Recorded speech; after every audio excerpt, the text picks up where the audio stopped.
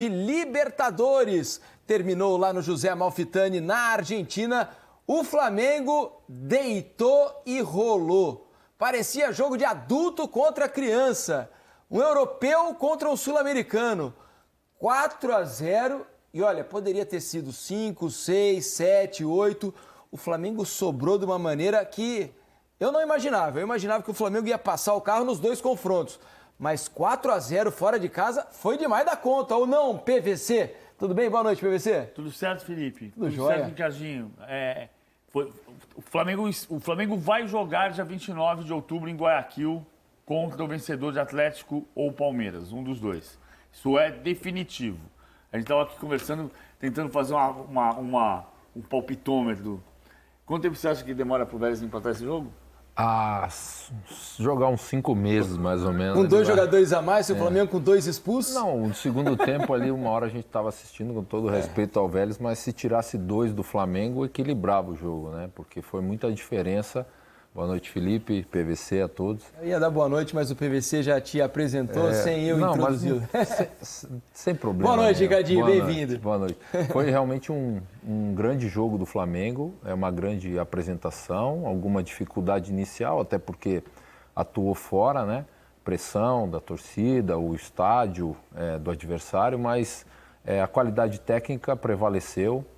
E tem alguns pontos que a gente vai discutir bastante, não só do jogo, mas do time do Flamengo, que me chamam muito a atenção. Não é só o desempenho individual e a qualidade individual dos jogadores, não. Tem outros pontos que fazem com que um time seja vencedor e tenha uma capacidade de jogo altíssima, como é o caso desse time do Flamengo. Eu estava aqui vendo que foi o Richard Pardon, que é o preparador físico.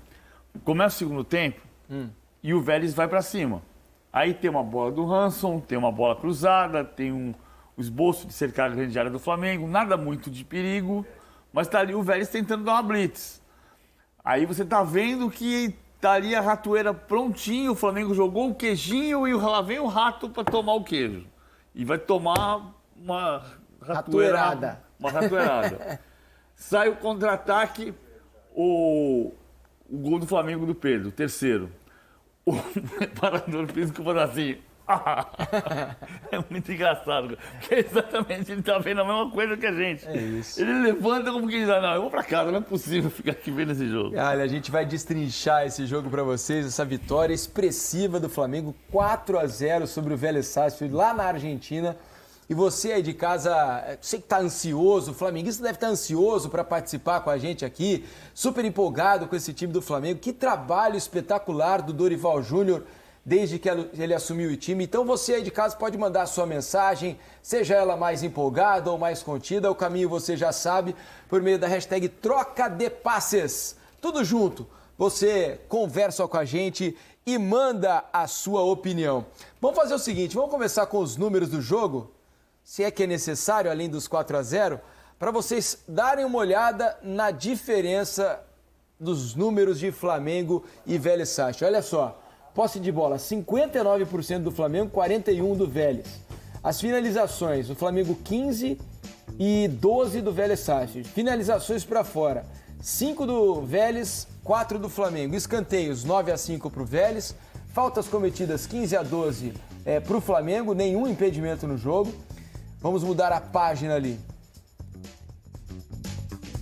Vamos para a segunda página. Aí, ó, precisão dos passes, 85% do Flamengo, 77% do Vélez, 539 passes trocados pelo Flamengo, 348 do Vélez, 19-16 em desarmes a favor do Vélez. Claro, o Flamengo ficou bem mais com a bola.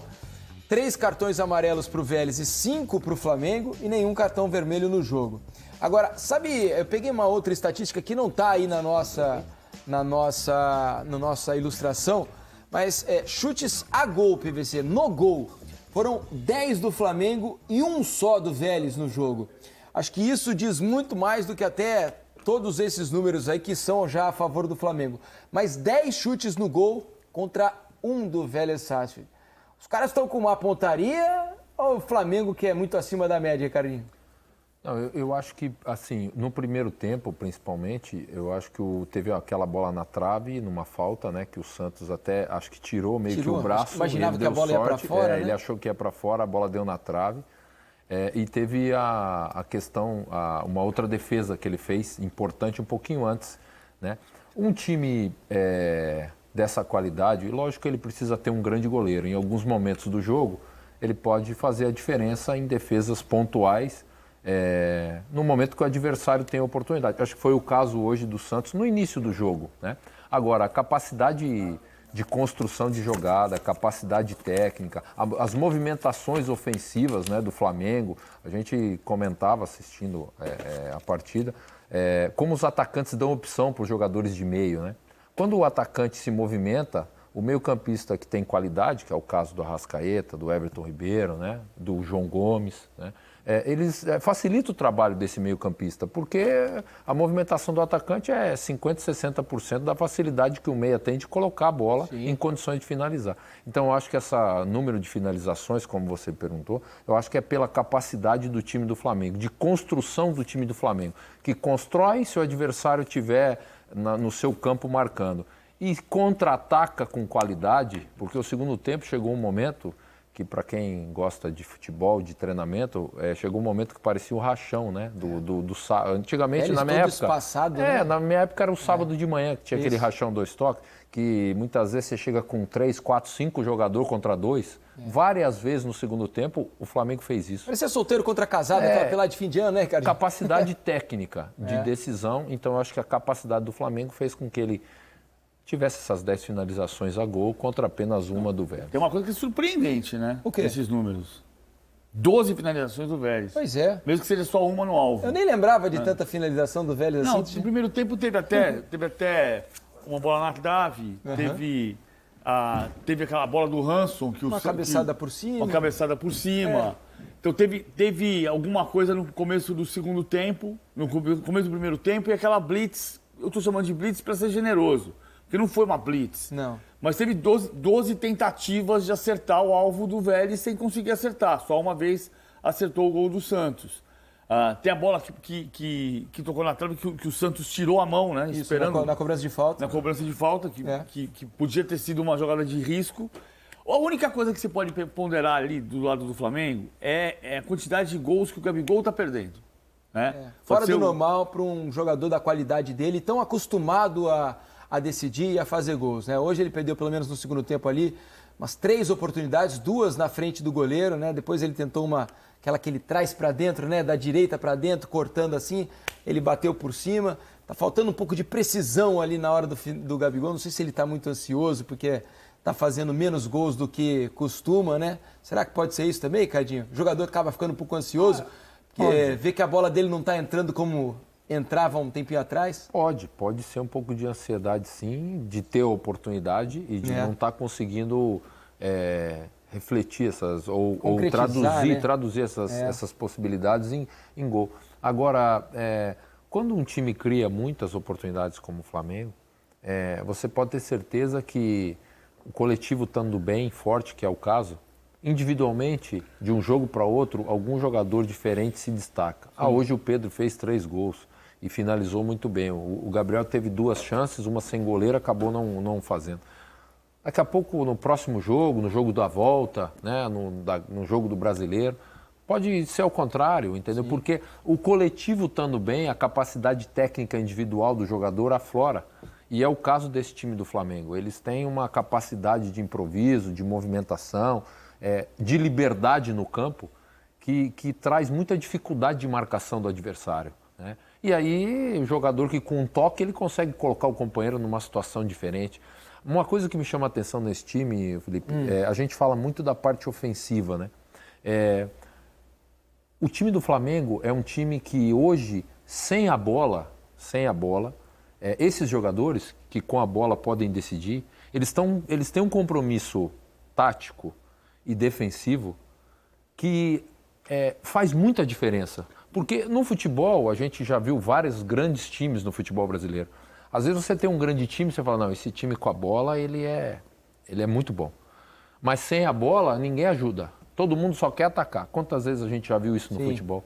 Esse time do Flamengo, o que está jogando hoje, o compromisso da parte de recomposição, de posicionamento, de pressionar o adversário, desses jogadores que com a bola são decisivos, me chama a atenção. Mérito do Dorival, né? Porque com o Paulo Souza isso não vinha acontecendo. Né? Eles não vinham conseguindo fazer isso, não sei se por uma questão tática, por uma questão de orientação do Paulo Souza, que talvez exigisse uma postura diferente em relação à recomposição, ou jeito de marcar. Fato é que o Flamengo era um time muito espaçado com o Paulo Souza, oferecia muitas oportunidades ao adversário, e isso não está acontecendo agora. Né? Eu acho que tem algumas coisas que ainda podem se observar. O Flamengo vai chegar na decisão e provavelmente vai chegar como favorito, ainda que a gente precise ponderar que hoje é dia 31 de agosto e a decisão da Libertadores vai ser dia 29 de outubro. São 2 meses daqui até lá. Sim. Em 2 meses acontece 1 milhão de coisas. Verdade. A gente já cansou de ver a decisão da Libertadores do ano passado. O Flamengo estava muito elogiado com o Renato. Apesar de os jogos contra o Barcelona de Guayaquil terem tido falhas defensivas, o Flamengo era um time elogiado com o Renato na maior parte do período do Renato. Mas a gente, muitas vezes, eu lembro um bom período que eu estava aqui já no Troca, a gente pontuava os defeitos do Flamengo na fase boa.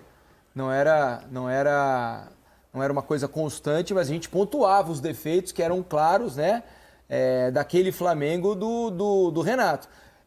Fez um jogo melhor que o Palmeiras, talvez na final? Poderia ter vencido o Palmeiras? Poderia. Mas não era um time tão azeitado como esse aparenta ser. Eu estou errado? Não, lógico. Esse de hoje me parece muito melhor, muito mais firme do que aquele Flamengo do Renato do ano passado. O que o PVC quis colocar, assim, que com esse resultado já encaminhou muito a classificação à já final. Já está na final, né? Lógico que tem o jogo da volta. A gente, como no futebol, a gente tem que respeitar as situações. Então, o jogo da volta, mas é lógico que o Flamengo deve estar com certeza na final. O que o PVC fala é o seguinte, é muito tempo, muito longe esse tempo. Claro. Então lá é uma outra circunstância, tem outras competições, é o tempo. Porque se a gente olhar para trás também, nesse mesmo período, o Flamengo vem retomando o seu caminho. Né? Há 40, 50 dias atrás, o Flamengo tinha uma dificuldade, 2 meses atrás, que ele conseguiu reverter nesse momento, jogando um grande futebol merecidamente. Agora, o que a gente fala sobre o time é o hoje.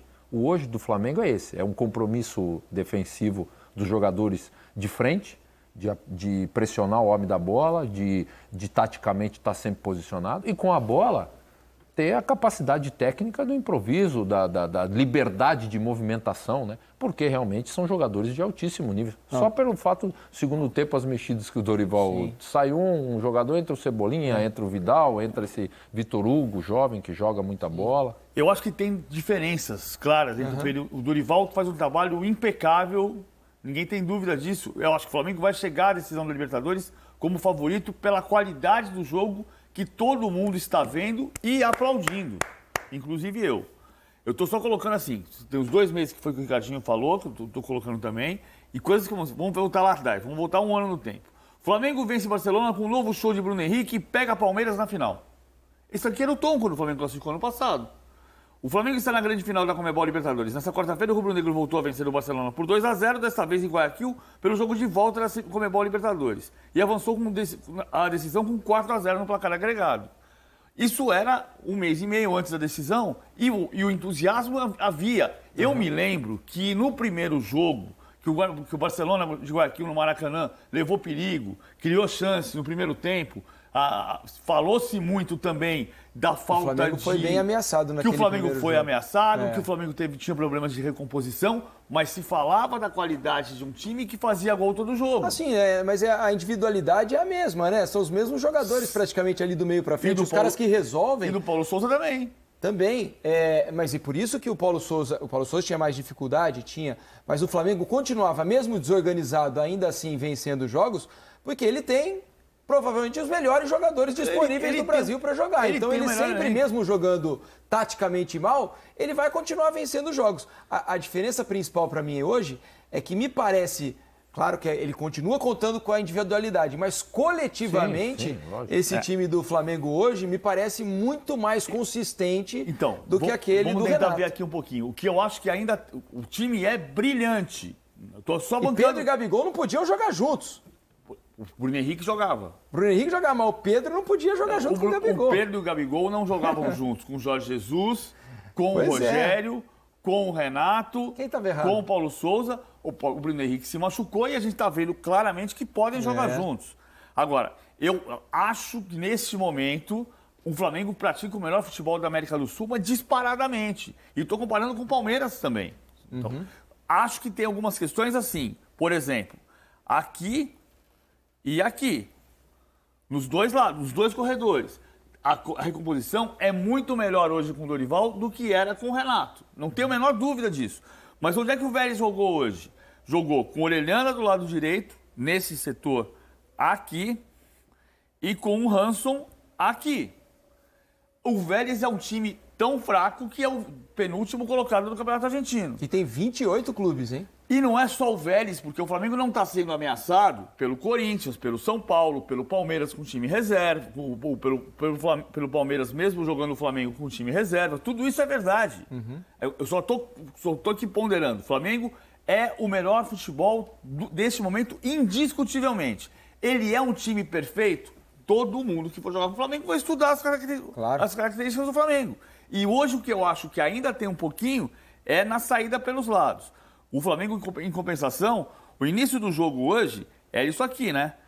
O Vélez errou 3 passes. Vamos, Arrascaeta, vai lá pressionar lá na frente. Tá difícil. Esse Arrascaeta teu aí tá mais travado do que no jogo, né? Tá difícil o PVC arrastar o Arrascaeta. Ele só obedece o Dorival. Mas eles subiam com os 3 ali na frente e por isso o Vélez errou 2 passes moles. De Los Santos, zagueiro número 6, 2 vezes saiu errado. Jogou no pé do Pedro. Jogou no pé do Pedro, quase tomou o gol com 4 minutos de jogo. E depois com 7 minutos de jogo. Então, isso o Flamengo faz muito bem.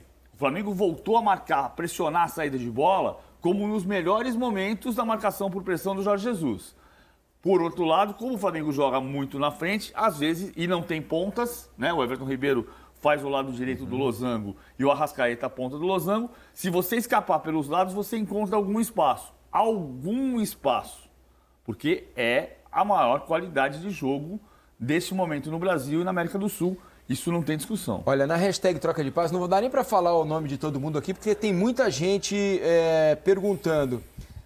Pedro cravou o nome dele na convocação hoje, ô Ricardinho, pelos 3 gols. Antes deixa eu colocar, a gente tem números do Pedro aqui, né? Para dar até embasamento pro Ricardinho, pro PVC, pra gente conversar sobre... Ele tá mais obediente taticamente aqui agora. Ah, é? Começou a se mexer com a sua... Você deu uma bronca nele, aí ele começou a se mexer? Então daqui a pouco a gente mostra a movimentação do Arrascaeta sob o comando de Paulo Vinícius Coelho. Olha só o Pedro, ó, 25 anos, em 2022 são 23 gols marcados com os 3 de hoje, 6 assistências, 49 jogos, 11 gols na Libertadores, Pedro artilheiro da Libertadores 2022 e está, né, entre os finalistas para a eleição de melhor jogador do torneio. Pedro e Arrascaeta do Flamengo estão entre os finalistas. Ele é artilheiro do torneio com 11 gols. Exatamente. Ele cravou o nome dele na convocação, Ricardinho, hoje? Ele está merecendo, né? Ele está merecendo a convocação, mesmo com essa proximidade da Copa, por não ter sido convocado nas últimas convocações aí para as eliminatórias, mas o momento dele é especial, artilheiro. E outra, ele tem uma característica que a seleção brasileira não tem esse jogador, né? E se a gente pensar em Copa do Mundo, você precisa ter jogadores de características diversas para que você possa ter, no momento da necessidade, a utilização desse atleta. Então, eu acho que ele está merecendo a seleção e acredito, sim, que ele possa ser convocado nessa próxima convocação para esses amistosos, porque o momento é dele, né? O momento é dele, ele está conquistando isso. Então, você tem que dar espaço para um jogador que está conquistando o espaço dentro do time do Flamengo, e a observação da comissão técnica da seleção. Eu acredito que ele vai ser convocado sim, Felipe. E pelas últimas entrevistas, né? O Tite andou dando uma série de entrevistas nessas últimas semanas e eu ouvi algumas delas E me parece muito clara a vontade do Tite de convocar o Pedro, né? Já era de longa data, mas o Tite não tinha argumentos para convocar o Pedro com ele no banco de reserva, jogando muito pouco, né? Então, agora o Tite tem tudo o que ele precisava para poder, enfim, chamar o Pedro. Lembrando que ele já até chamou o Pedro, né? Mas o Pedro acabou se machucando também. Não, tem 2 chamadas, né? Tem Quando ele duas. estava no Fluminense, o Pedro foi convocado 2 vezes. Isso. Uma ainda no Fluminense, antes de ele ir para a Fiorentina, foi quando ele se machucou e foi cortado. Isso. A segunda convocação foi para o jogo contra a Venezuela, no Morumbi, em novembro de 2020. O Pedro jogou, foi a única partida do Pedro em campo, sob o comando do Tite. O Brasil ganhou de 1-0. Antes do Pedro entrar em campo, saiu o gol do Brasil, com a participação do Everton Ribeiro. Agora, o Tite quer um centroavante, não é necessariamente para ser titular, mas é um centroavante que mude característica de jogo. Sim. Faz todo sentido. Você pega uma defesa da Sérvia, que vai jogar com linha de 5, você não consegue entrar, fica batendo no muro, batendo no muro, batendo no muro, batendo no muro. Você põe um pivô, você põe um jogador que tem jogo aéreo, você muda a característica. O Pedro tem, o Dorival tem 24 jogos, 48 gols, dá exatamente 2 gols por jogo. Dos 48 gols, 14 são do Pedro e 6 passes para gol. Porque o Pedro deu passe para gol também. Sim. Né? Então, assim, é muito difícil você não entender a importância e o momento do Pedro. Tem gente que ainda... Eu sou daqueles que tem dúvidas sobre quem joga no futebol brasileiro pode jogar uma Copa do Mundo. Acho que pode. A gente perdeu um pouco do parâmetro, mas pode. E o Tite tem convocado jogadores que atuam no Brasil também. Então ele vai levar... Ele tem... Dá para cravar agora, mas praticamente. Ele vai levar na convocação próxima para que o Pedro seja testado em outubro. E nesse caso, a chance de ele estar na Copa do Mundo é muito grande. E o Pedro, eu acho que ele te dá não só bola aérea, né? Mas ele te dá também posição física. Ele é um cara que consegue, na bola quebrada, botar ela no chão e fazer o time andar. Ele tem qualidade técnica para tabelar, encontrar espaços, né? Acho que ele é um cara muito completo, né, Ricardinho? E sobre... Eu confesso que eu também acho que há uma diferença muito grande entre o jogo praticado aqui no Brasil hoje, na América do Sul, e o jogo na Europa. E tenho dificuldade para convocar um jogador que atua aqui quando a gente não vê e não tem a oportunidade de vê-lo no alto nível, porque o Brasil não tem mais a oportunidade de fazer amistosos contra esses times. Mas é que o Pedro está sobrando tanto aqui, que essa convocação é a última chance praticamente para o Tite vê-lo, né, e ter a chance de levá-lo. Você só tira essa dúvida convocando, né? Colocando ele na seleção brasileira, independentemente do adversário, mas os adversários da seleção hoje são os adversários que são possíveis, né? Que antecedem a Copa, dentro daquilo que a CBF conseguiu como adversário de preparação, e você fazer as últimas observações. É o que o Tite vai fazer. Ele vai... As dúvidas que ele tem de repente algumas dúvidas para a convocação final. Ele vai tirar nesses amistosos, nessa convocação agora. Você falando do Pedro, é um atacante que tem o trabalho de pivô, que tem a infiltração bem feita, que tem o poder de finalização, que tem uma qualidade técnica, não é aquele pivô que você toca nele e ele não consegue... não vai receber nunca de volta, né? Ele tem a condição técnica de ser também o garçom, tanto é que o PVC falou, acho que ele deu 6 passes para gol, entendeu? Então, é uma característica importante para a seleção brasileira nesse momento, assim, se for analisar a Copa do Mundo, né? Lógico, se ele vai ser titular ou não, isso são circunstâncias. Numa competição tão rápida como a Copa, de altíssimo nível, você tem que ter jogadores que te ofereçam alternativas. E acho que o Pedro oferece uma muito interessante. O Ricardinho é um caso, porque assim, essa questão pode ter aumentado, porque com o caso Bosman, que é 95, pouco a pouco foi aumentando o número de jogadores internacionais no exterior, e o Ricardinho jogou no Bordeaux, e jogou no Middlesbrough, enfim, jogou no Besiktas.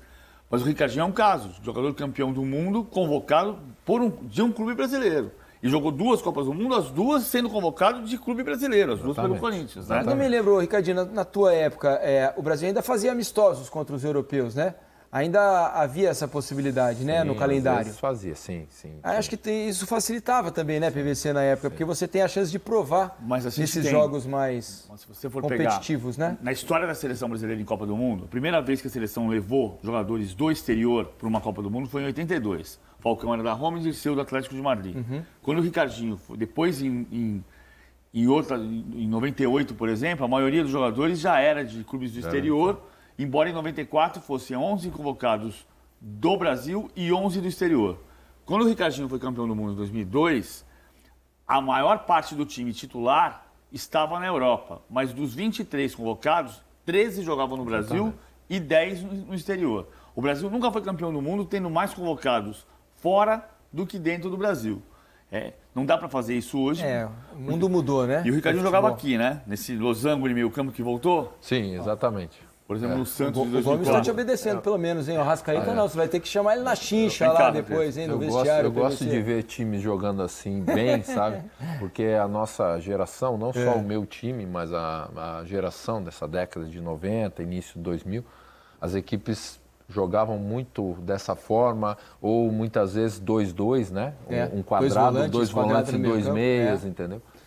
O Flamengo está atuando muito bem dessa forma. Tá a movimentação do time com a bola, liberdade de movimentação. Sem a bola, é um time que consegue ocupar bem os espaços. E sabe o que está acontecendo? O PVC tocou num ponto importante do espaço do adversário, né? Principalmente no corredor, né? Do lado direito ali, né? Aqui. Ali entre o Gabriel e o Rodinei e do Arrascaeta. Mas sabe o que acontece?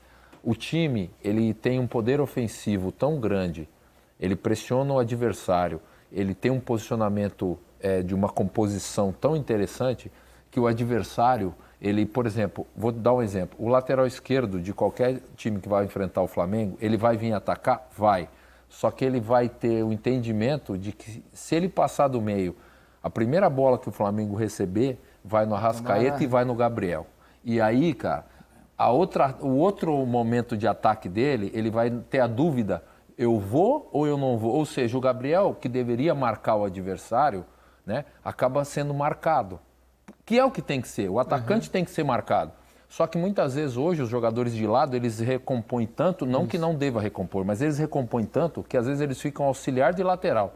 E aí quando retoma a bola, eles têm 50, 60, 70 metros para percorrer, estão cansados, não consegue atacar. Então, o Flamengo criou, com a sua característica, essa chancela. Os adversários hoje se preocupam, mesmo estando com a bola, com os jogadores de ataque. Para não deixar no mano a mano, que deixar o Pedro, o Gabriel, no mano a mano com a bola no pé do Arrascaeta do Everton, vai tomar. E o Everton tem essa capacidade incrível. O Everton, com o Jorge Jesus, você jogava o Arão aqui atrás, o Gerson aqui na frente, o Arrascaeta jogava mais aberto do lado esquerdo, e você tinha Bruno Henrique, que aqui vai chamar Pedro, e o Gabigol por dentro, né? Com o Bruno Henrique um pouquinho mais aberto do lado esquerdo, quer dizer, do meio para dentro. Era assim. E o Everton Ribeiro fazia esse movimento para dentro, de dentro para fora, de fora para dentro. E o Arrascaeta também. Agora, você está jogando com o Arrascaeta por dentro como praticamente um terceiro atacante, o Gabigol caindo da direita para dentro e o Pedro de centroavante de verdade, mas o Everton Ribeiro não para, ele tem uma função defensiva. Hoje ele veio aqui atrás fazer um desarme, mas aqui na frente ele está na meia direita, na ponta direita, na meia esquerda, e sai para a ponta esquerda, e volta para a meia direita, e os caras estão tentando pegar o Everton Ribeiro e não conseguem achar. Porque ele tá sempre, a bola passa sempre no pé dele e sempre escapa muito rápido. E tem outra coisa, né? A gente estava conversando na redação enquanto a gente assistiu o jogo, né, Ricardinho? Se juntar os passes errados de Everton Ribeiro e Arrascaeta num ano, não deve dar meia dúzia, né? Porque é impressionante a precisão nos passes desses dois jogadores e o quanto eles são decisivos, né, Ricardinho? Eles conseguem colocar à disposição do time essa capacidade técnica. E, repito, isso só se consolida porque na frente tem atacantes que movimentam no sentido de dar opção para o meio-campista. Não adianta nada o meio-campista ter uma capacidade técnica apurada, boa, se o atacante ficar estático, se o atacante não der opção, se o lateral não se projetar, né? O Rodinei melhorou muito o rendimento dele. Tá jogando muita bola, o Rodinei. Quando ele se solta pela lateral, porque o Flamengo não tem um jogador de lado. O Gabriel fica do lado, mas ele 90% das vezes ele vai para dentro, ele faz uma diagonal da direita para dentro para se juntar com o Pedro. Então ele abre o corredor, o Rodinei aproveita. O lado esquerdo talvez não tenha a mesma capacidade com o Felipe Luiz, de apoio o tempo todo, mas é um lateral mais técnico. Ele te dá a segurança defensiva. Então, o equilíbrio do Flamengo... chama de lateral construtor, né? Que é o cara que vem por dentro. O equilíbrio do time é muito grande. E aí a capacidade técnica. Repito, quando o coletivo está forte, todo mundo se destaca, né? O individual se sobressai, cara. Não adianta, a capacidade individual se sobressai no jogo. Queria conversar com vocês também sobre o Gabigol. Em uma das mensagens aqui, como eu disse, são muitas as mensagens. Tinha alguém dizendo assim, se o Gabigol voltasse à fase boa, eu não acho que ele esteja numa má fase, né? Por exemplo, hoje ele deu 2 passes para gols. Né? Um espetacular, o gol que ele recebe e dá de primeira, assim, né? Por cima do zagueiro. No primeiro gol, né? Segundo gol, ele recebe, dá de primeira para o Everton Ribeiro fazer o gol. Foi espetacular. Ou seja, está faltando ele ter mais tranquilidade para fazer os gols que ele vem perdendo, mas ele tem feito uma função importantíssima, tem conseguido abrir espaços para que o Pedro receba em profundidade muitas vezes a bola. Tem jogado abaixo do nível dele, PVC? Ou é só na hora que... Não, eu acho que tem. Da finalização? Eu acho que tem. Você acha que tem? Aliás, eu falei que o Pedro deu passe para gol hoje, não. Quem deu foi o Gabigol. O Pedro deu o 6º passe para gol dele contra o Botafogo. É que eu atualizei hoje, fiquei com isso na cabeça. Eu acho que ele está jogando no nível abaixo. Ele está um nível abaixo de confiança. Porque não, a gente pode ponderar, pensar se foi porque faltou treino em algum momento, ou se foi porque ele mudou de posição, que é muito provável. Ele está numa posição diferente. Para mim, ele nunca foi centroavante, ele sempre foi ponta de lança, ele sempre foi um jogador de aproximação, um atacante de movimentação, ele faz isso muito bem. Mas ele ficou um pouquinho mais de construção e um pouco menos de finalização, e ele não está conseguindo acertar, e talvez isso crie ansiedade. Acho que ele está um degrauzinho abaixo, sim, embora prepare muito bem as jogadas. Ele quer fazer gol. Está ansioso, né? Desde que ele tirou o gol do nome Gabigol, que ele virou só Gabi, tá faltando gol. É isso, Ricardo? É uma teoria, né? É uma teoria a ser analisada. Eu acho que tem um pouco de ansiedade, sim, porque todo atacante vive de gols, ele é artilheiro. Nesses últimos anos, pelo Flamengo, desde quando chegou, foi artilheiro, ganhou títulos. E ele está vendo o time fazer muitos gols e muitas vezes ele tendo a oportunidade, porque às vezes o time faz gol e o jogador não tem a oportunidade de finalizar. Não é o caso do Gabriel, eu acho que ele está tendo a oportunidade, mas eu acho que essa ansiedade de querer fazer os gols está atrapalhando um pouco. Mas repito, nada que o futebol ou que o próximo jogo ou a próxima rodada não possa mudar isso. Acho que em alguns momentos, sim, ele está rendendo menos do que ele pode render, do que ele já rendeu, né? Porque o torcedor do Flamengo que acompanha ele sabe que ele já foi decisivo em muitos jogos, tem um poder de decisão muito forte, muito grande, né? Mas, em algumas oportunidades, como aconteceu hoje, ele está tendo possibilidade de finalizar, de fazer o gol, e não está tendo o equilíbrio, ou às vezes a confiança necessária para fazer isso. Mas isso muda muito rápido. O futebol é um jogo atrás do outro, né? Às vezes perde um gol aqui, faz 2 ali no próximo jogo.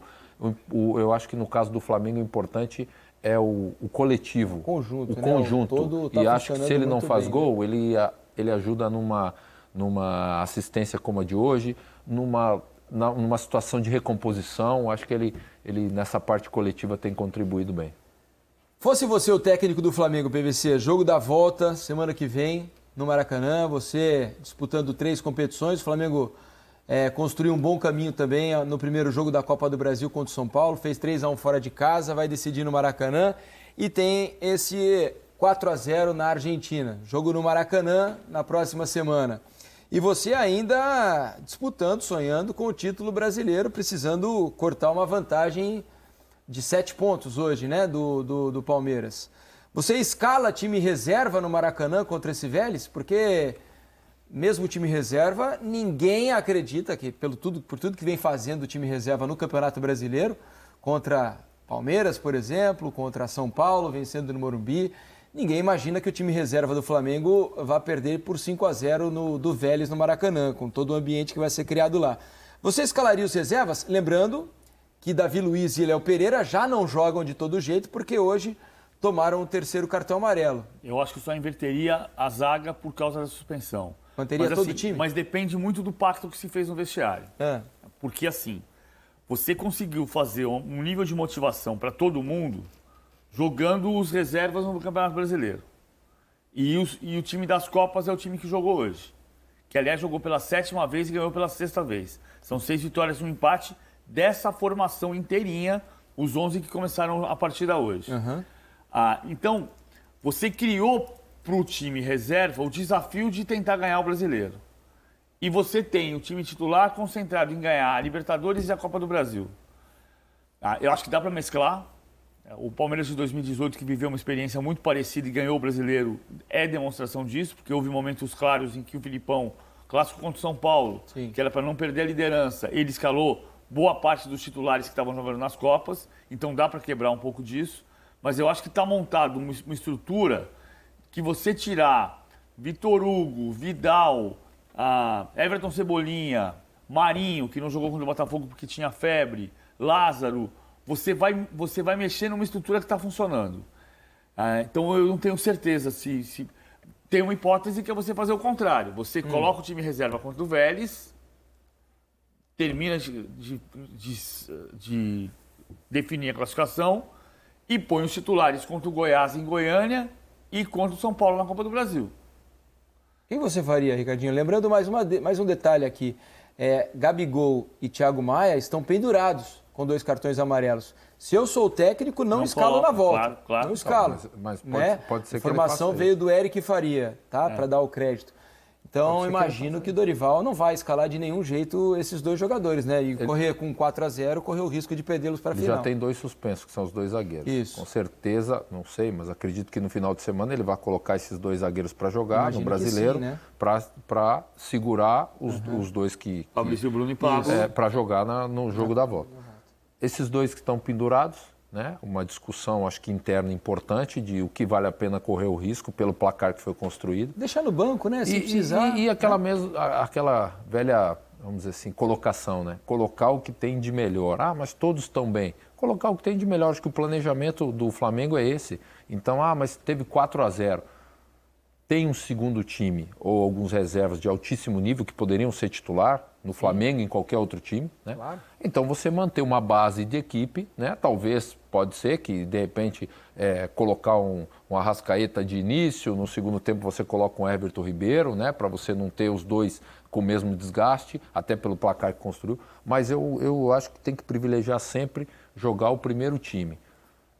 Ressalvas algumas, jogador pendurado, né? O suspenso que não vai poder jogar, algum jogador que tem algum tipo de problema físico, algum problema de alguma dor, né? Porque o jogador às vezes tem alguma dorzinha de um jogo para outro, mas como é um jogo decisivo, cara, nesse momento não tem dor. Descansa e vai, porque nós precisamos classificar. Numa circunstâncias como essa, você pode analisar de uma outra forma, né? E outra, né, Ricardinho, PVC, amigos do Troca de Passes, com 5 substituições hoje, você pode deixar os principais jogadores no banco. De repente deu uma zebra lá, tomamos 2-0 no primeiro tempo. Você recorre a esses caras e fala, vamos... O problema que eu acho só é que você não vai deixar os jogadores titulares fora nos 3 jogos, né? Você tem até a decisão contra o São Paulo na Copa do Brasil, que é na quarta-feira, não a próxima, daqui a 2 semanas. Então você tem Ceará domingo, quarta-feira Vélez e no outro final de semana o Goiás. Fora de casa. Ceará no Maracanã, Vélez Maracanã, Goiás fora de casa, em Goiânia. Você não vai deixar o time titular fora os 3 jogos. Não. Então você vai fazer uma inversão do que vem sendo feito. Digamos, você coloca os titulares para jogar contra o Ceará, eles vão jogar 2 jogos seguidos. Uma dúvida, misto nesses 3 jogos, por exemplo, coloquei, vamos supor, 5, coloquei 5 titulares no jogo contra o Ceará. Pode acontecer. Aí eu coloco outros 5 titulares, os que não jogaram nesse jogo aqui, eu coloco os outros 5 titulares contra o Vélez no meio da semana. E depois, aqueles que jogaram no fim de semana, os outros 5 titulares, também dá para fazer um planejamento mais ou menos assim. É aquilo que eu falei, a última lembrança de um time que fez isso e foi bem sucedido em uma competição foi o Palmeiras do Filipão de 2018, que na época eu dizia, não tem time A, tem time B de Brasileirão e C de Copas. Só que houve momentos da temporada em que ele estava, o jogo do Colo-Colo, que foi quartas de final, ele estava classificado, ele tinha vencido em Santiago e estava virtualmente classificado nas quartas de final da Copa Libertadores. Ele inverteu, ele colocou o time do brasileiro na Copa contra o Colo-Colo e jogou com muitos titulares contra o São Paulo no domingo, que era o jogo-chave. Mas lembrando que no outro final de semana, não nesse, contra o Goiás, Sim. É o final de semana que antecede o jogo decisivo contra o São Paulo. E ali é uma hora de dar uma pensada, né? Exatamente. Então, eu acho que o Flamengo, o importante é que ele tem um elenco de qualidade à disposição do Dorival para que ele possa, na melhor estratégia, nas melhores escolhas, e falar que muda muito o rendimento, lógico, Arrascaeta, o Everton Ribeiro são titular, Pedro fazendo gol. Agora, você coloca o Vidal, você coloca o Everton Cebolinha, que está chegando agora louco para ocupar espaço para fazer gol, para também... Marinho, esse menino Lázaro, outro menino Vitor Hugo. Todos têm ido muito bem. Olha, a gente vai para o intervalo e o Ailton aqui dá uma contribuição importante aqui por meio da hashtag Troca de Passes. Ele falou, outro detalhe da melhora do Flamengo, do Paulo Souza para o Flamengo do Dorival, foi a chegada do Santos.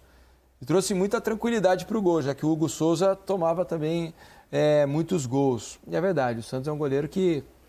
Tá muito tranquilo. Mas ele só deu um susto que ele calculou mal aquela bola que ele tirou na mão. Exato. Tirou a mão, a bola bateu na trave. Opa, a hora que bateu na trave, assustou. Olha, vamos para o primeiro intervalo do Troca de Passes desta quarta-feira. Daqui a pouco a gente vai falar mais sobre esse jogo. Vamos falar também sobre Palmeiras e vamos falar da rodada da Série B do Campeonato Brasileiro. O Vasco